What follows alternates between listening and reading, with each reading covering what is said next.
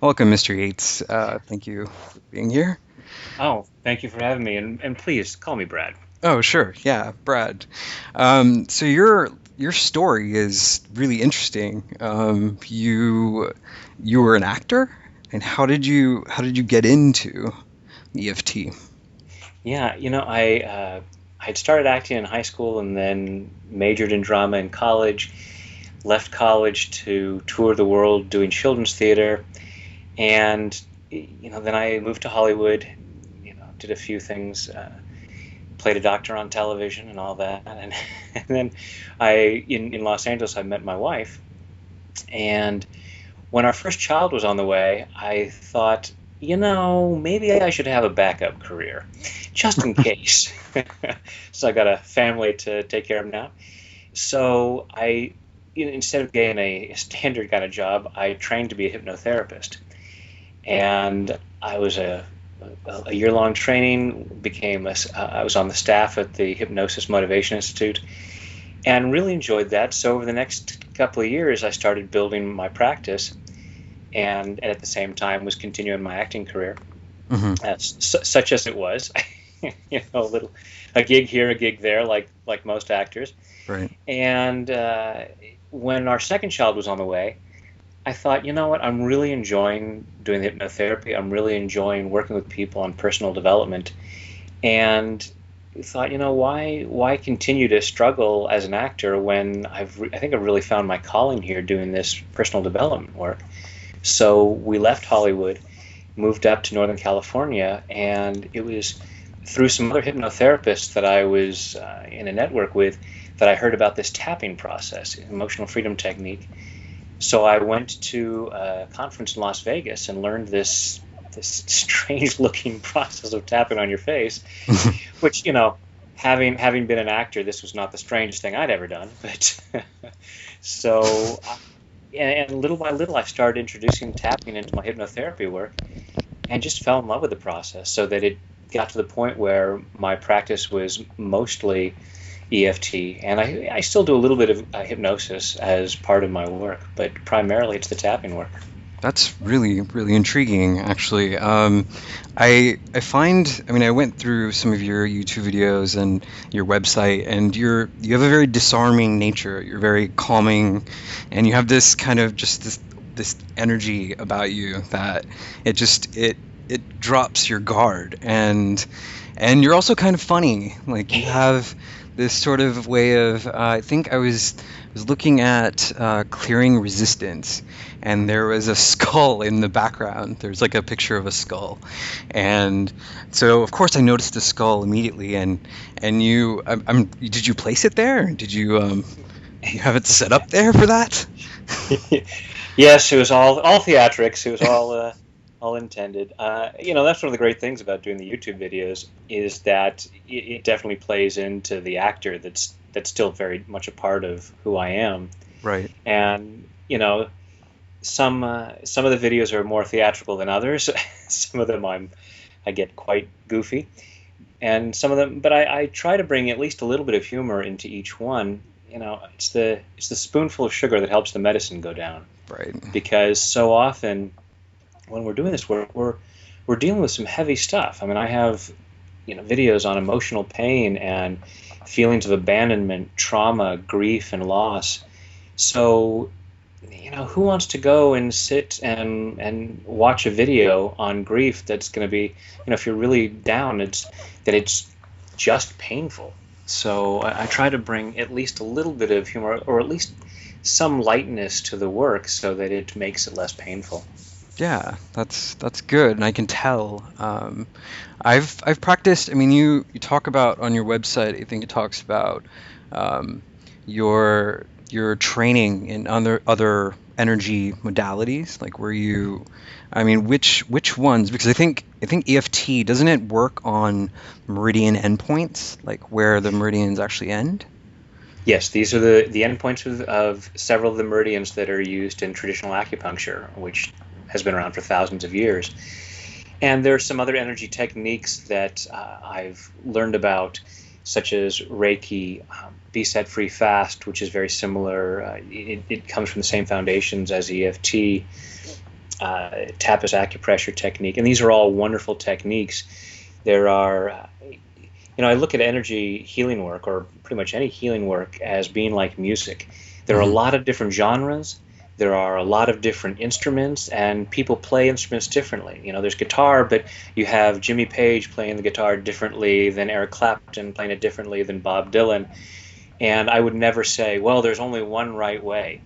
Hmm. So, but it's also not up to Bob Dylan to play the guitar just like Eric Clapton and just like Jimmy Page and just so we find, each of us finds the instrument and the particular genre that is right for us. But I would never, play rock and roll and say, oh, rock and roll is the only way to go. You can't listen to jazz and classical. What's that? Hmm. So it's people will find different things. So I've tried different techniques, and I have found a lot of value in different techniques. The tapping work just seems to be the one that fits my particular way of working. So that's why I use it as my primary tool. Yeah, there's something that you also talk about, the piano principle, that Yeah. your analogy, which I really liked. Can you explain that further? Yeah. So I imagined, if you walked into someone's house, you've been invited over to someone's house, and they have a beautiful house, and you walk in, and right there in the living room is this beautiful grand piano. And Hmm. you're just thinking, wow, what a magnificent instrument. And you say to the owner, could you play me something? And they say, oh, I don't know how to play it. And I can play chopsticks, but that's it. Right. And there's this sense of, wow, it's almost too bad there's this beautiful instrument not being played. And I kind of look at us the same way. We have so much potential. There is so much that we're capable of, and so many of us are just playing chopsticks, and it's really really falling short. And it's not, I don't want to say it's a shame, because I don't want this to ever be about a shame thing. It's not. I don't want anyone to be ashamed of what they're doing or not doing, because that doesn't benefit anyone. Your shame and guilt doesn't serve anyone. It's just a matter of looking at it and going, yeah, okay, here I am playing chopsticks, but wow, what if I could play something by Beethoven or Tchaikovsky or Mozart? Wouldn't it be great if I made more use of this incredible resource that I have? Right. Right.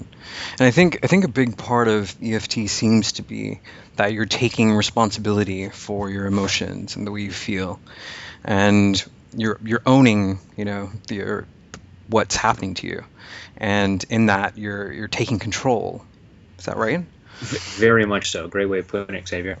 The Because so often we kind of live like victims, and oh, something bad has happened, and I'm feeling really bad, and I can't get out of it. I can't help but be sad, or I can't help but be angry.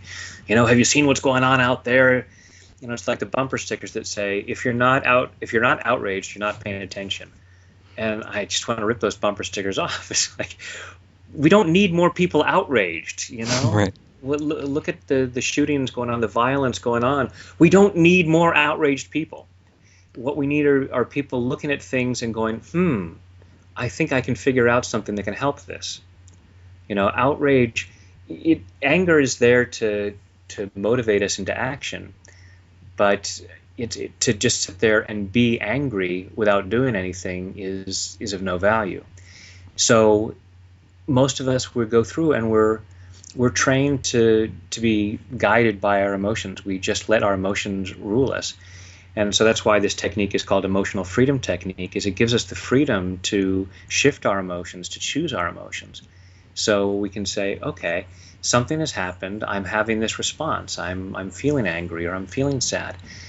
I can process that. I never like to use the expression negative emotions, because no emotion is negative. Every emotion is there for a reason. Right. But we want to process them as quickly as possible. Hmm. So if we look at anger as like a smoke detector, Hmm. we don't, when the smoke detector goes off, we don't go, oh darn it, that stupid thing, I shouldn't never have put it in there. Hmm. It's there for a purpose. It's there to alert us that something needs to be done. Hmm. Whether that's going and putting out a fire or changing the batteries, Hmm. but something needs to be done. But so often with emotions, it's like sitting there, the fire alarm goes off, and we just sit there and we try to cover our ears and we complain about the noise, and we just deal with it, and it really spoils our day. Meanwhile, we're not finding out if there's a fire we need to put out.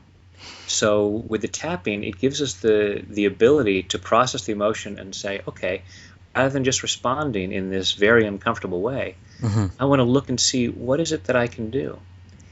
And chief among the uncomfortable emotions, and perhaps underlying all of the uncomfortable emotions, is fear. And fear is really where we get stuck. When we're angry, it's probably because there's something that we're afraid of. When we're sad, there's a fear, maybe a fear of loss, something going on there. So, and these fears control us. The Hmm. choices that we make our choices from an emotional place. And when we're not taking charge of our emotions, we don't take responsibility for them, as you were saying, then it makes it very difficult to make the choices that help us create the life we want.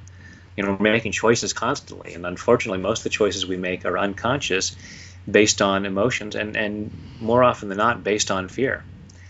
So we find ourselves not doing what would bring about our goals. We find ourselves doing things that are harmful to our body, and then we beat ourselves up afterwards. So when I feel a state of anger and I start, tapping my wrist or my hand, and then I'm moving to these different points. What's happening physiologically? What's occurring? So based on the principles of acupuncture, which for thousands of years they've said there's this flow of energy through the body along these pathways called meridians, Hmm. and when this energy is flowing naturally, we experience a natural state of health and well-being, physically and emotionally. And when this energy is disrupted or blocked in some way, then we don't feel so good. So in traditional acupuncture, they would stick needles in these key points, the end points, and actually there are a lot of different points that they would put needles in along the meridians to stimulate a healthy flow of energy. We're doing the same thing with the tapping. We're getting the energy flowing again. Now that's the traditional viewpoint of what we're doing with the tapping. We also have modern research showing that when we're doing the tapping, we're dramatically lowering cortisol levels. Hmm. The So stress hormone. Yeah. yeah, exactly. So most of what we experience as discomfort in the body, we often call stress. So as we're doing the tapping, we're dramatically lowering the stress. Now, what happens is, we have what's called the sympathetic nervous system and the parasympathetic nervous system. Hmm. So the sympathetic nervous system is when we respond to a situation that we find a threat, we go into fight or flight. It's the older part of our brain that responds, and we go into fight or flight, and we start pumping cortisol and adrenaline, and we start preparing ourselves for battle. And we're looking at, okay, do I have to run, or do I tense up and I try to be as strong as possible and fight whatever the threat is? Right. Now, this part of the brain was developed, some 10 to 100,000 years ago, when there were life-threatening situations going on more often. Right. Neighboring tribe coming with spears or a saber-toothed tiger. Now, it might be that someone on the street who looks different than us says, "What are you looking at?" And our brain responds exactly as it would if we had seen a saber-toothed tiger. It goes into that Yeah. same fight or flight, and we're still pumping cortisol, and it's just not a real good place for our body. So we have what's then called the parasympathetic nervous system, where the brain starts to we start to control. We lower the levels of the cortisol. We start to go back into more creative thinking. The thinking goes back from the midbrain back into the forebrain, the prefrontal cortex, where we have more creative, more creative thinking, more critical thinking, more common sense. So that's what we're doing with the tapping, is we're moving from that fight or flight back into a more analytical, more creative way of looking at things and saying, okay, that's not a saber-toothed tiger. I'm not really in real danger right here. Right. And so we're able to calm down and make healthier choices. Yeah, that's amazing. I tried it, and I actually had my mom do it, and she was pretty excited about it, especially the one with concerning money and things that Hmm. you did, and just letting go of this sort of attachment that we have towards the negative side of having money and all the negative views that we have on having money. And I remember doing it, I remember following it, and I did it for a few mornings, and I could see more clearly, and like after I was done, I could like my vision was more clear, and I really felt a change in my body. Um, I didn't stick with it though, so uh, Yeah, we tend to drift back into our habits. So and yeah, that's great. What you talk about is by doing it regularly, and this is why I recommend tapping on a daily basis, because to me it's like energy hygiene. We have physical hygiene. We take showers on a daily basis, hopefully, and we brush and floss our teeth on a daily basis, hopefully. We don't wait until the people around us are holding their nose and backing away from us and then say, okay, maybe now it's time to take a shower. Maybe now it's time to brush my teeth. right, right. We don't wait until it's but this is what we do with stress. So stress builds up. So as you said, by tapping on a regular basis, you found yourself seeing more clearly, because all of the that little bit of stress that we carry so often and just don't even pay attention to, it really, it clouds our thinking. It holds us back in a lot of ways, as it causes us a lot of problems. But we just, we're so programmed to just think, well, that's just the way life is. Stress is just part of life, and I'm just going to have that. And it builds up until someone says something to us and we blow up at them all out of proportion. And they're looking at us and thinking, whoa, where did that come from? Hmm. Well, it came from what you said, and it came from what happened to me this morning, and what my boss said to me yesterday afternoon, and the traffic jam that I was in 2 days ago, and, you know, and all of these things have built up, and now it's coming out. So with the tapping, it's like taking an energy shower and cleaning off the dirt that's before it builds up. It's really, really intriguing. So what do you think has been your most, severe case that you've seen, like in your experience doing this, like that you've worked on, helped a person move past? Oh, it's hard to say severity. I mean,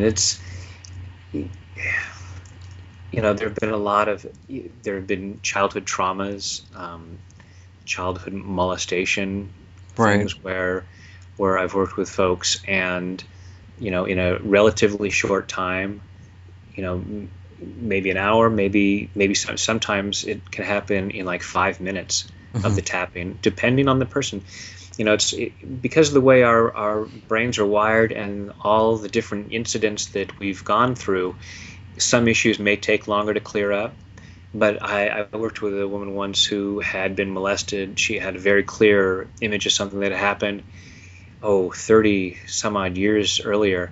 Hmm. And and almost on a daily basis, at some point during the day, she would think about it, and it would cause a physical upset. Right. And in a matter of 10, 15 minutes of tapping, she said, wow, it's like watching a movie. It's like happened to someone else. And she could talk about it without any emotional response. Hmm. So those are things that are really exciting when you see where someone's been imprisoned by a thought, a memory for decades, and Hmm. it's no longer there. Working with people, a woman who had been through a divorce years and years and years earlier, a couple of decades actually, and still was painful, and then was actually able to laugh about it. Hmm. Recognizing, wow, it's a good thing that I'm not with that guy anymore. So, So this goes back to just us kind of storing this like in our bodies, in our like cellular memory, and holding these traumas and these pains that we have energetically, and then pressing or tapping on these meridians and releasing them. I think that's what the fundamental thing that's happening here, right? yeah, yeah. As we're tuned in to the stress response, and we do the tapping, and we can clear the stress response, uh, in coordination with thinking about that, we can break that cycle so that we're not continually going into that triggered state. So, and here's the thing: we hang. A lot of people say, "Wow, just get over that." Hmm. Why aren't you over that by now? It was 20 years ago. Hmm. Well, because it's so easy to say. We do what we do because we believe it's how we're supposed to do it to take care of ourselves. Self-sabotage is misguided self-love. It's us Hmm. trying to take care of ourselves. The person who keeps upset, thinking about a traumatic event from their childhood, and it causes them pain on a daily basis, they're not doing this to themselves because, wow, I'm just a masochist and I really feel like being in emotional pain every day. Seems like a good thing to do. What fun. No, Hmm. it's because something inside said, at that age, I can never let this happen again. Right. And I need to make sure that I never forget that this happened, because no one's going to be able to do that to me again. I'm going to be hyper alert. I'm going to be hyper aware. It's like, uh, service soldiers coming back from war. There's that hyper alertness that because you're looking for these threats, and you want, there's that part of the brain that says, I have to remember this. It's a matter of survival that I remember this. And as painful as it is to pardon me, it's not painful to relieve it. It's good. That's what we want to do. But it is Hmm. painful to relive it. As painful as it is to relive it, part of the brain says, yes, but it would be even more painful to forget about it and risk having it happen again. Right. So, So when we're doing the tapping, we're breaking that up and allowing ourselves to look at it from our older, wiser, more mature mind and say, you know what? I don't have to hold on to the pain in order to make good choices. If I cut my finger on something, I don't need to make sure that the wound never heals so that I never make that mistake again. right.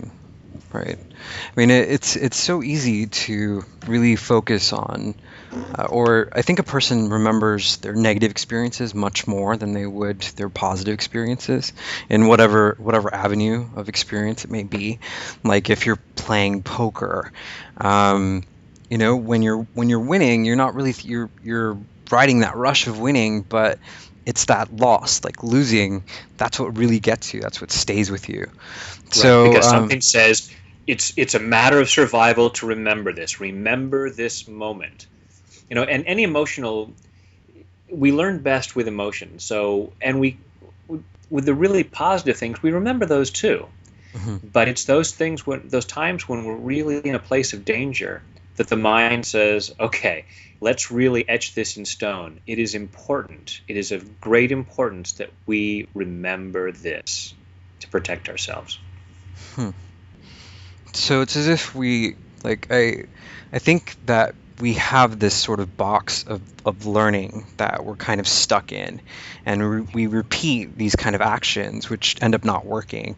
And so when you use this technique, which is sort of out of the box, it I think at first it's very gainful, but there does seem to be a very deep psychology aspect behind it. I mean, just working, I can't imagine what working with a client would feel like. I mean, you really have to be there with that person and really guide them, right? Right. Yeah, they're definitely, I mean, just even from the physical standpoint, even just tapping without saying anything can have a lot of great benefit Hmm. because we're clearing that stress response. Hmm. Now, you can add into it different kinds of psychology, hypnotic languaging, NLP, cognitive behavioral therapy. Hmm. There are a lot of different tools that you can then use with the tapping, and that's why there are so many therapists who have added tapping into their work, because they find, wow, even though I've been doing CBT with my client and it's been beneficial, with the tapping, adding in this physical aspect, they're able to make this growth so much more quickly. Hmm. Yeah, it's intriguing. I really feel like this stuff can help people, which is why we have you here today. Um, is there something else that you would like to discuss along these lines? I mean, is there something that you'd like to share, a technique or anything like that? Well, would you like to do some tapping? Yeah, absolutely. Let's do it, darn it. Let's give your listeners a taste of this. Sure. So what I'm going to do first is I'm going to teach everyone the very basic form of emotional freedom technique, the very basics of it, so that this is the very simple tool that you can use when you're in a place of stress. Okay. So go ahead, and we're going to be tapping with our fingertips. Okay. And, people have been hearing the word tapping and going, what is that? So now, as I actually describe the technique, and if you haven't seen the videos, your first reaction might be, I'm sorry, what? You want me to tap on my face? It's like I could say to people, hey, I want to teach you a very simple tool that can dramatically lower stress. It can help improve your health, your finances, your career, your relationships. Would you be interested? And they'd say, oh, sounds great. Yeah. Okay, so take your fingertips and tap on your face. Oh, actually, my life's good. I'm good. Thanks. Never mind. So if you're willing to move beyond that, because the benefits are really worthwhile, we're going to do this. We're going to take our fingertips. So go ahead. You can use either hand and tap on either side of the body. Okay. For the sake of demonstration, I'm going to say go ahead and use your right hand. Right hand. Right. And with the fingertips of your index and middle finger. Uh-huh. And you can do this with 2 or 3 fingers, 4 fingers if you like, but generally we just do it with 2 fingers. Okay. As you'll find, I'm not really big on rules. It's not like it must be these 2 fingers, it must be this many taps, it must be. It's a very gentle and forgiving process. Okay. So with the 2 fingertips of your right hand, tapping on the side of the left hand. Okay. So we often call this the karate chop point. So if you were to imagine, trying to break some boards with a karate chop, you would use that edge of your hand between your pinky and your wrist. Mm-hmm. So right there in the middle of that, tapping with your fingertips. And it's just a light tap. Okay. It's just a tap, tap, tap, tap motion. Tapping. And yeah, generally we'll tap 5 to 10 times, depending on, as we go through and we're tapping different phrases. If a phrase is longer, then we might end up tapping 20, 25 times. Don't worry about that. It's not a matter of it must be between 5 and 10 times. Mm-hmm. It's just a general number. So you can tap there and then move on to a different point. And there are times when you'll find that you're tapping a particular point and it just feels right to stay there. Right. And that's okay too. There have been a lot of times where I'll be tapping and I just feel like tapping on one point. So, as you go through this, as you get comfortable with it, you'll find what works best for you. Okay. But with a very basic EFT, you would be tapping on the side of the hand, and you decide what issue that you wanted to clear. So let's say I'm really angry at Bob. Okay. My friend Bob has really pissed me off today. He did something, and so I would say, okay, I'm angry at Bob, and I would rate that on a scale of 0 to 10. 10 being I'm ready to rip his head off. 0, I'm not angry at Bob at all. So let's say, it's a good 7 or 8 right now. And then I'd wonder, where do I feel that? It's in my arms. I just feel this heaviness in my arms, or this energy in my arms. Mm-hmm. It may be a knot in the stomach, a tightness in the throat. So because we don't, emotions are, we call them feelings because we feel them. We don't think our feelings. We don't sit there very calm and relaxed and say, gosh, I'm really, really angry right now. It's something we feel in our bodies. Mm-hmm. So, if we can get in touch with, all right, I feel it mostly in my arms or in my chest, wherever, and I can rate it on a scale of 0 to 10, then we know what we're working with. So then I would say, okay, tapping on the side of the hand, I would say, even though I have this anger at Bob, I choose to love and accept myself. And I would repeat that 3 times. Mm-hmm. Even though I have this anger at Bob, I choose to love and accept myself. Then I would tap each of these points. The first point is the eyebrow point. Okay. So right at the beginning of the eyebrow, just sort of in the middle of the face, just above the nose. Okay. And we're going to tap there and say, this anger at Bob. Anger at Bob. And then we'll move to the side of the eye. So following the eyebrow out to the outside corner of the eye socket. Your temple? Tapping right there. Yeah. Yeah, right near the temple, right in front of the temple. Okay. And say, this anger at Bob. This anger at Bob. And then again, sort of following the edge of the eye socket to right under the middle of the eye. So tapping right below the eye, above the cheek. This anger at Bob. This anger at Bob. Then right under the nose, just above the upper lip. This anger at Bob. Just anger at Bob. It's interesting how much my voice changes as I move through. I can feel it physiologically kind of affecting me. So Yeah. I'm still tapping above my lip, below my nose. So the next point we're going to tap is just below the lower lip, just above the chin. Okay. This anger at Bob. Just anger at Bob. Next point is the collarbone point. If you feel where your collarbones just about come together, there's a little U shape at the base of your throat. If you make a fist and tap right over that place, so you're basically tapping the ends of both collarbones, right? Just covering that whole area where the collarbones just about come together. Right. This anger at Bob. This anger at Bob. Next point we're going to tap is 4 inches below the armpit. That's right about bra strap level, and I'm sure even guys can figure out where that is. And say, this anger at Bob. This anger at Bob. And the last point we tap is the top of the head. So if you just using all of your fingers, just tap around in a circle around the crown of your head. Okay. This anger at Bob. It's really interesting. Huh. And then take a deep breath. I don't even know anyone named Bob, but I have no anger towards them. So, yeah, well, it's really, and if there really was amazing. and if there was someone that you were angry at, Right. chances are you're feeling less angry at them too, because we're clearing the stress out. That's the great thing about there's a thing we call borrowing benefits in tapping, and what it is that we can be tapping along with someone else, and even though the words that we're using has no relation to us, and it's like, gee, I don't even know anyone named Bob, much less am I angry at him. But even though I'm tapping on this anger at Bob, I'm still clearing stress out of my system, and I'm still going to be more relaxed. So hopefully, anyone listening who had done the tapping is feeling more relaxed, and you may be more aware of other things that came up. Right. So, we'll go into a little bit more advanced version where, like what I do in my videos, where I get a little more free form with the language.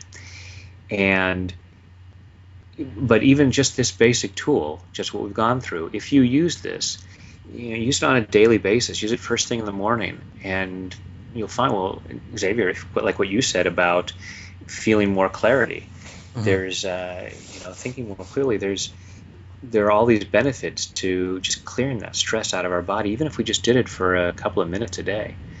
And there are different things you can do. You can tap while you say prayers. You can tap while humming a song. There are different things you can do, so you don't need to worry about the wording.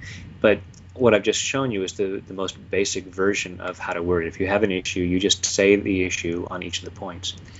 And a lot of people will say, but wait a minute, I'm only supposed to think about the positive. How it's bad to just keep focusing on the negative and saying I'm angry, because that's just going to make me more angry, right? Well, if you were just focusing on the anger without tapping, then yes, but you can't get rid of a problem by pretending it's not there. If you break your leg and you go to the doctor, you don't want to say to the doctor, let's talk about my arm. My arm feels really good. I just want to talk about my arm. Because you're not going to get your leg fixed that way. Right. So, so you don't just sit there and go, oh, my leg, please feel sorry for me. Let's complain about my leg and how broken it is. No, you focus on it, you fix it, and then your leg gets better, and then you don't have to think about it anymore. But if we try to pretend that it's not there, if I try to pretend that I'm not angry at Bob, that anger is just going to fester, and it's going to be under there, and it's going to cause me harm in a number of different ways. So that's why we want to address it, and we're dealing it. We're fixing the issue. It's like if your dog poops on your carpet, you want to clean it up. You don't pretend it's not there. That's a bad idea. You focus on it, you clean it up, and then you can move on, and you have the freedom to move on without having to constantly be thinking, "Don't think about my anger at Bob. Don't think about my anger at Bob." Right. I mean, I was under the impression that it was an affirmation, like something positive as well. So that's insightful to me. Like I didn't know that you could just state the problem and begin tapping. So that's interesting. I thought it And you had can't. to be a positive affirmation. Yeah. No, the basics. When the tapping was discovered, it was with the idea of you focus on the negative and you say the negative over, or even moving away from the word negative, but at least on what's uncomfortable. You focus on what's uncomfortable. So there's a lot of people have different opinions about tapping on positive things. There are a lot of times where I'll just tap on the positive. Now here's the thing with affirmations. There's a lot of people talking about, oh, say affirmations. So if you're very overweight, what you need to do is keep saying, I'm thin, I'm thin. Well, here's the problem. We most of our mental power is unconscious. It's like 90% is unconscious, 10% is conscious. Hmm. So while 10% of me is saying I'm thin, 90% is going, who are you kidding, you cow?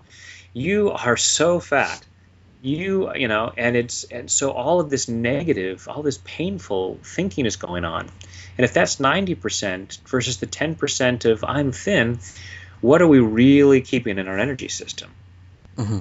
It's not, hopefully we can over time wear it down. But here's the thing is if we do the tapping at the same time, because all of that stuff, you're a cow, you're fat, these painful things, whatever it might be that we say about ourselves.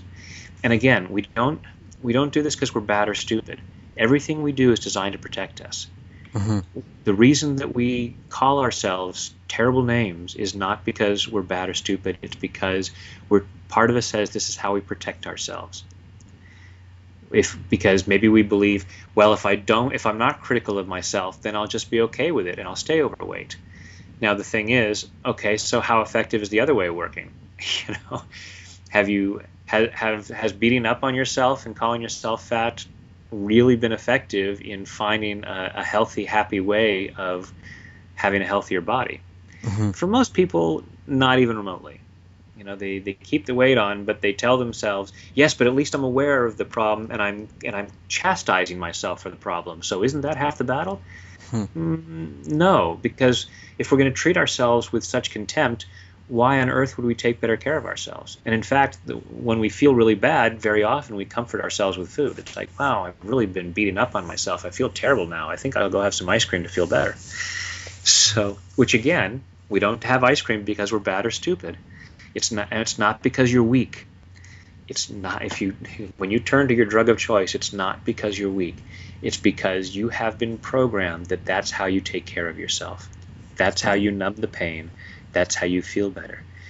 We want to use things like tapping to find a healthier way to feel better, to clear the pain out, not just numb it, but clear it out. Recognize that we don't need to hang on to it, and so we clear that out. So that's the thing is, so when we're doing the affirmations, I'm thin, Hmm. the negative response, the uncomfortable response comes up of I'm fat, and we feel that in our energy system. Hmm. So the affirmation is also bringing up the uncomfortable feeling. So as we're tapping, we're clearing that out. Hmm. And while we're obviously not going to go into a place of make believe and go, wow, I really am thin, even when we're 80 pounds overweight. But there will be a part of us that says, yeah, but you know what? It's possible for me to be slimmer. It doesn't feel bad because, again, we're taking care of ourselves. When we're overweight, it's because we have programming saying that we are safer when we're overweight. I mean, there's a lot of So, times where I will feel anxiety yeah, when, like before we did the show, I was feeling anxiety, so I began tapping. I mean, is there a good way to, I mean, when you start to feel that anxiety or in your general life, like, do you just begin tapping? I mean, you just start tapping? absolutely. That's what I do. It's just, even if I'm not sure what the words are, there may be times that I'll just be tapping without saying any words because my thoughts, I'm already tuned into the issue. Right. So that's why the reason we bring up the wording is to tune into the issue so that it's right there. If we spill something on our floor and let's say that we spill some dirt on the carpet and we get out the vacuum cleaner.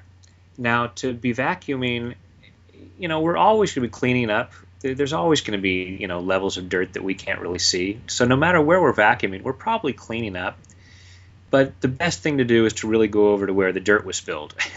Mhm. So any tapping that we do is going to be benefiting us. But to get the most effectiveness out of it, we really want to be vacuuming right where the issue is. So that's what the wording is designed to do, is to get us tuned in and really focused on where the cleaning needs to occur.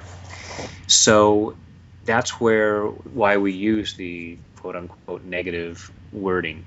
Mhm. However, that's why but we can do positive wording, because when we're saying our affirmations, if we have a lot of resistance to that affirmation, then we will likewise be bringing ourselves to where the dirt is. And so by the tapping, we are going to be cleaning that stuff out. I know that you did a book. You did a children's book, The Wizard's Wish, and would you like to talk about that at all? Oh, sure, twist my arm. No, I love talking about the Wizard's Wish. I've worked with so many adults at so many ages, but the issues that are troubling them today so often come from events that happened in their childhood. Childhood, yeah. You know, so it could be, it's like I was working with a gentleman in his 70s, and as we're tapping along on different things, suddenly he remembered this event. He took it all the way back and said, wow, this really started when I was in second grade and I was on the playground, and I still remember the outfit the kid was wearing who I beat him up or something like that. And in that moment, he made a decision about himself, a weak decision about what was wrong with him or why he couldn't have what he wanted. Mhm. And he, from that moment on, was creating a life based on this belief, which was a misunderstanding of what had happened. So looking at that and thinking, wow, what if he had been able to tap that day? What would his life be like today if he hadn't made that decision on that day? Mm. So I wanted to find a fun way to introduce tapping to kids, and kids just in general have fun with it anyway. They're not quite as uptight as adults are. Right. You say tap on your face, and they're like, okay, fun. So I want to do it in a storybook way, something like a bedtime story that parents could read to their kids. And so I came up with this idea about a wizard who helps these villagers get these creatures called yuckies out. These little creatures that get into the body and make people feel yucky. And so he learns that he's tapping on these different points with his wand. He's but he can't tap on everybody, so he wants to teach them how to do it. And they don't know how, but they all say, well, we don't have wands. And just absent-mindedly thinking about this, he starts tapping his forehead with his finger and finds that he starts to feel better. And he realizes, wait, you can use your fingers as wands. So just trying to have a playful way of introducing it to kids, and I'm really pleased with the reception that I've gotten. It's I've had people in over 20 different countries say, "Can I please translate it?" So I've had people volunteer to translate it into 21 different languages. That's amazing. Yeah.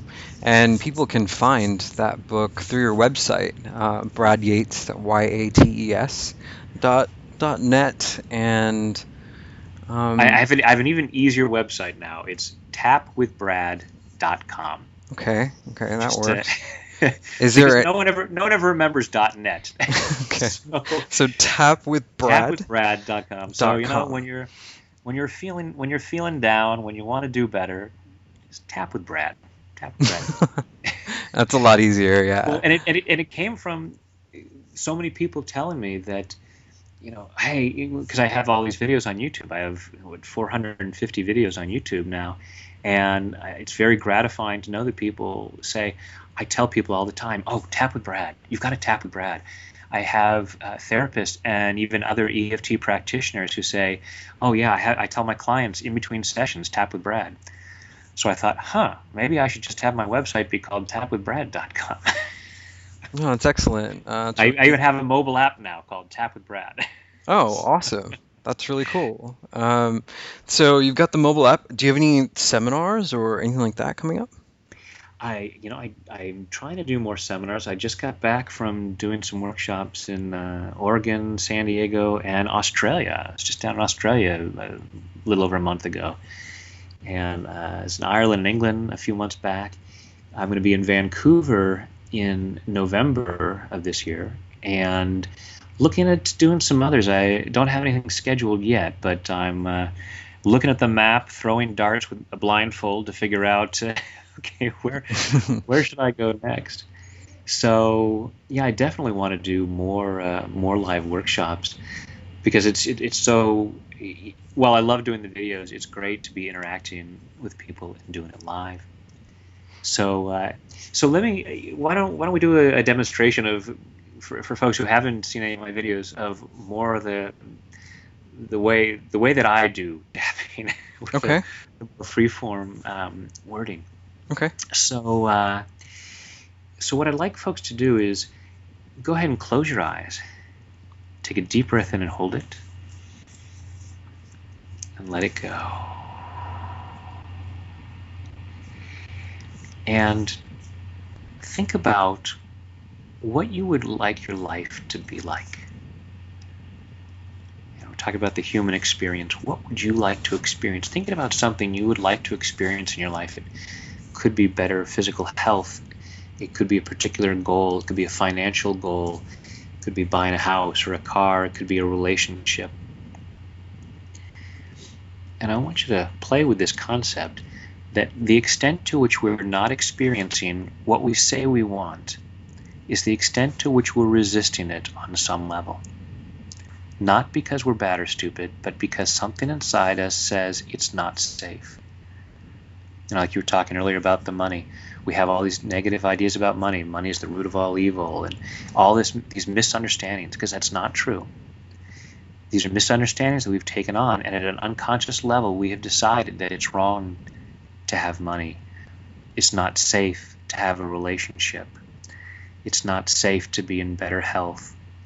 So while we consciously say, oh, I absolutely want all these things, at an unconscious level, we're keeping it at a distance because it doesn't feel safe. So allow yourself to be aware of where you might feel that resistance. Notice if you have any physical sensations when you think about this thing that you want. Notice if there's a tightness in your stomach or a stiffness in your neck or whatever it might be. And don't judge this. Again, don't judge yourself because, again, this resistance is just because you have programming. You've gotten lessons saying it's not safe. You're doing the best you can. Human beings do the best they can in every moment given their programming. We would do better if we could, but because of what we're afraid of, what we feel is threatening based on what we've learned in the past or mislearned in the past, we hold ourselves back. So allowing yourself to be aware of where you might feel that resistance. Notice what emotions come up. Notice what memories might come up. If you're thinking, oh, I want a lot more money, and suddenly you think, wow, I remember that my parents always said that rich people were greedy and bad. And I don't want to be a bad, greedy person, so maybe that's why I haven't allowed myself to have more money. So just noticing where you feel that. Maybe rate that resistance on a scale of 0 to 10. Take a deep breath and open your eyes. Now, here's the thing. We went through the short tapping sequence before, but as we go through this, different emotions can come up. Mm-hmm. We're dealing with emotions, and we may, quote unquote, tap into some heavy emotions. So while the tapping is designed to relieve stress, as we start doing this, we may uncover stuff that we've kind of buried. Right, forgotten about. Right. Yeah. A lot of us, when we go to clean our room, we sweep the dirt under the carpet. A lot of us are suffering from lumpy carpet syndrome. So, so let's say we've been doing that for a while, and we have company coming over, and we say, well, I'm going to clean my room. And on a scale of 0 to 10, I'd say that my room is, it's about a 7 or an 8. It's fairly clean. And then we go, and while we're cleaning, we lift the rug. Wow, look at all that dirt we've swept under there for the last several months. Solid 10. Yeah. Yeah. Suddenly our room is not so clean, and it looks a lot messier than it did before. So that's how it is with this. Is you may be saying, you know what, I feel pretty good right now. I'm feeling, on a scale of 0 to 10, with negative emotion, with uncomfortable emotion, it's only about a 2 or a 3. But as we do the tapping, suddenly we're lifting the rug, and it might go up to a 5 or a 6. Now, as we continue tapping, we're really going to clean it out. So we're going to be cleaning out under the rug so that when you lay the rug down flat again and you look at your room, it really is clean. It doesn't just have the appearance of being clean. It is genuinely clean, and that stuff we've cleared. However, if you know that you're sitting on some heavy emotions, maybe you've got some barrels of toxic waste under that rug, maybe you're going through a very traumatic time right now. There's a big loss in your family, or you're going through a breakup or something like that, and you know that you're doing what you can to keep it together right now. I'm going to recommend that you not tap at this moment unless you've got someone there for emotional support. And the best thing to do is to find a practitioner and work with them one-on-one, somebody who can really be there for you and hear what you have to say and can work with you directly on what's going on for you and really tailor the tapping to what your needs are.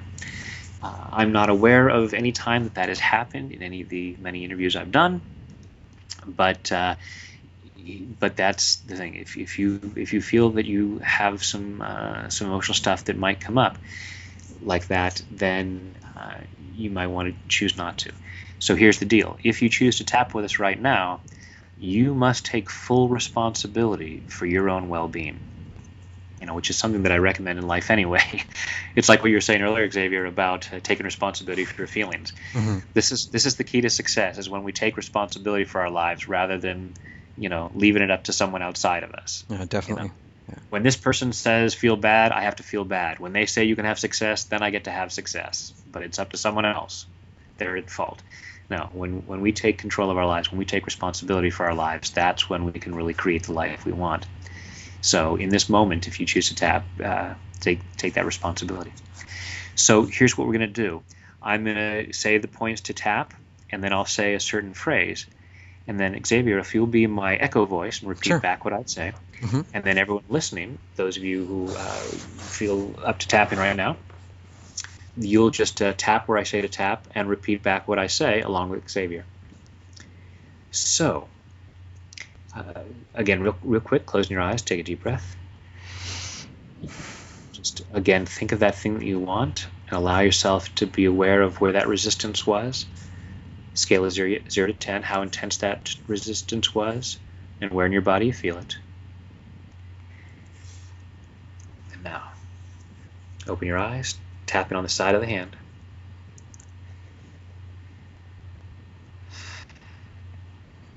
Even though I sometimes resist a better experience, Even though I sometimes resist a better experience, I choose to love and accept myself anyway. I choose to love and accept myself anyway. Even though I sometimes resist a better experience, Even though I sometimes resist a better experience, I choose to love and honor myself anyway. I choose to love and honor myself anyway. Even though I sometimes resist a better experience, Even though I sometimes resist a better experience, there are things I block from my life. there are things I block from my life. Things that I say that I want. Things that I say that I want. Sometimes I say I want more money. Sometimes I say I want more money. So why don't I get more money? So why don't I get more money? There are probably lots of ways I could get more money. There are probably lots of ways I could get more money, But I'm not doing those things. but I'm not doing those things. There are a lot of things I'm resisting in my life. There are a lot of things I'm resisting in my life. And even though I resist a better experience, And even though I resist a better experience, I choose to deeply and completely I choose to deeply and completely love, honor, and accept myself love, honor, and accept myself and anyone else and anyone else who might be contributing to this resistance. who might be contributing to this resistance. Eyebrow point. All this resistance to a better experience. All this resistance to a better experience. Side of the eye. All the ways I block good. All the ways that I block good. Under the eye. There are so many good things that could come into my life. There are so many good things that could come into my life. Under the nose. So many good things I want to come into my life. So many good things that I want to come into my life. Under the mouth. But they're not showing up. But they're not showing up. Collarbone. At least not at the rate I'd like. At least not at the rate I'd like. On the arm. I'd love to blame someone else. I'd love to blame someone else. Top of the head. I probably often do. I probably often do. Eyebrow point. And I choose to quit that. I choose to quit that. Side of the eye. Maybe it's possible. Maybe it's possible. Under the eye. That the good isn't showing up the way I want it to. That the good isn't showing up the way I want it to. Under the nose. Because I'm resisting it. Because I'm resisting it. Under the mouth. Because I'm pushing it away. Because I'm pushing it away. Collarbone. How stupid of me. How stupid of me. Under the arm. That's what I often say. That's what I often say. Top of the head. When I make a mistake. When I make a mistake. Eyebrow point. Or I make a bad choice. Or I make a bad choice. Side eye. I beat up on myself. I beat up on myself. Under the eye. It's so brilliant of me. It's so brilliant of me. Under the nose. Because everything I do. Because everything I do. Under the mouth. Is designed to protect me. Is designed to protect me. Collarbone. To keep me in my comfort zone. To keep me in my comfort zone. Under the arm. Where I feel safe. Where I feel safe. Top of the head. I might say I want more money. I might say I want more money. Eyebrow point. But the amount of money I feel safe with. But the amount of money I feel safe with. Side of the eye. Is the amount of money I have right now. Is the amount of money I have right now. Under the eye. That's why I don't have more money. That's why I don't have more money. Under the nose. Because more money doesn't feel safe. Because more money doesn't feel safe. Under the mouth. Same with all these other things I might want. Same with all these other things I might want. Collarbone. If I want a healthier body. If I want a healthier body. Under the arm. Chances are. Top of the head. A healthier body doesn't feel safe. A healthier body doesn't feel safe. Eyebrow point. Doesn't seem logical. Doesn't seem logical. Side of the eye. But my mind rarely works on logic. But my mind rarely works on logic. Under the eye. It works on old programming. Works on old programming. Under the nose. Which often comes from misunderstandings. Which often comes from misunderstandings. Under the mouth. I might want a healthy relationship. I might want a healthy relationship. Collarbone. And if I don't have one. And if I don't have one. On the arm. It may be that I'm terrified of having one. It may be that I'm terrified of having one. Top of the head. Having a relationship might be great. Having a relationship might be great. Eyebrow point. But it could also lead to a lot of pain. But it could also lead to a lot of pain. Side of the eye. And while it might be painful to be lonely. And while it might be painful to be lonely. Under the eye. Part of me might be saying. Part of me might be saying. Under the nose. A breakup would be worse. A breakup would be worse. Under the mouth. So this feels safer. So this feels safer. Collarbone. So I do things to keep myself in my comfort zone. So I do things to keep myself in my comfort zone.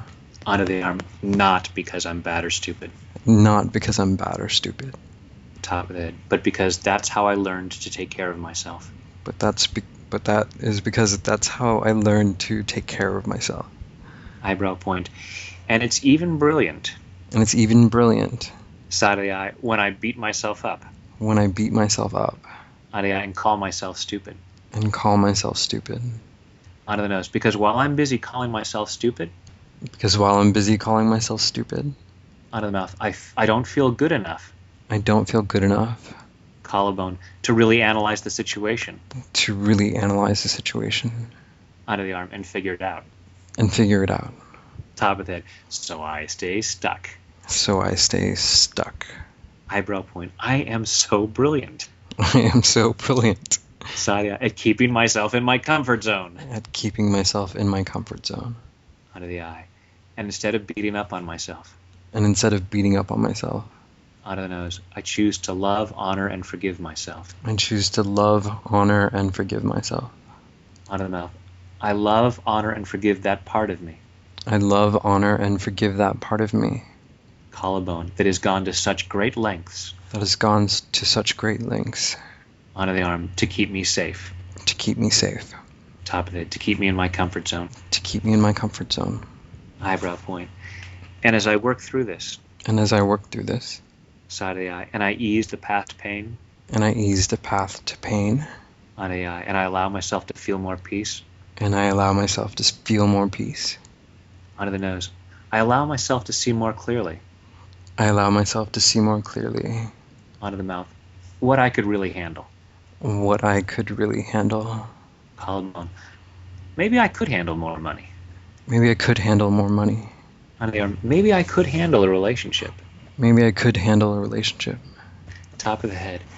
Maybe I have what it takes. Maybe I have what it takes Eyebrow point. To enjoy a greater experience. to enjoy a greater experience. Side of the eye. I don't know. I don't know. On the eye. I still have some fears and doubts. I still have some fears and doubts. Onto the nose. And I choose to clear these fears and doubts. I choose to clear these fears and doubts, Onto the mouth. Clearing them at a cellular level.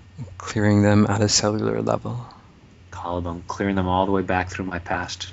clearing them all the way back through my past, Onto the arm. All the way back through my childhood. all the way back through my childhood, Top of it. Maybe even back through past lives. maybe even back through past lives, Eyebrow point.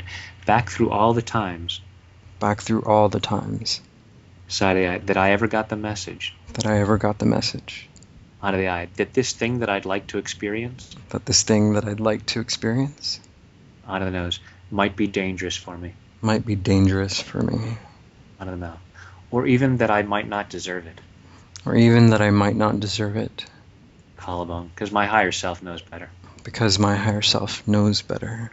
onto the arm. Nothing is too good for me. Nothing is too good for me. Top of the head. I'm worthy and deserving of the best life has to offer.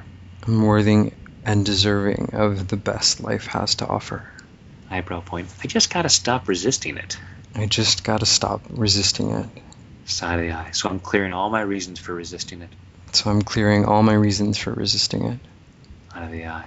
Letting those go. letting those go. Out of the nose. It's okay to have what I want. It's okay to have what I want. Out of the mouth. It's safe to have what I want. It's safe to have what I want. Collarbone. Whatever risks there might really be, Whatever risks there might really be, onto the arm. I'll find ways to deal with that. I'll find ways to deal with that. Top of the head. But I'm clearing the old fears. But I'm clearing the old fears Eyebrow point. And the old pain. and the old pain Side of the eye. That I've been carrying with me over these years. that I've been carrying with me over these years. Out of the eye. Not because I'm bad or stupid. Not because I'm bad or stupid, Out of the nose. But because I thought that would take care of me. because that's what I thought would take care of me. Out of the mouth. And I'm finding better ways to take care of me. And I'm finding better ways to take care of me. Collarbone. I'm finding better ways to treat myself with love. I'm finding better ways to treat myself with love. Out of the arm. Because I deserve that. Because I deserve that. Top of the head. In body, mind, and spirit. In body, mind, and spirit. And take a deep breath.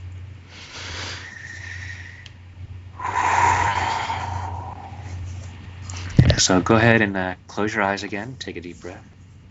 And think again about this experience you'd like to have. What you'd like to have in your life, or what you'd like to have more of in your life. And if you had experienced some resistance in your body, go ahead and check in with that part of your body and rate it again on a scale of 0 to 10. Now, hopefully that number has come down.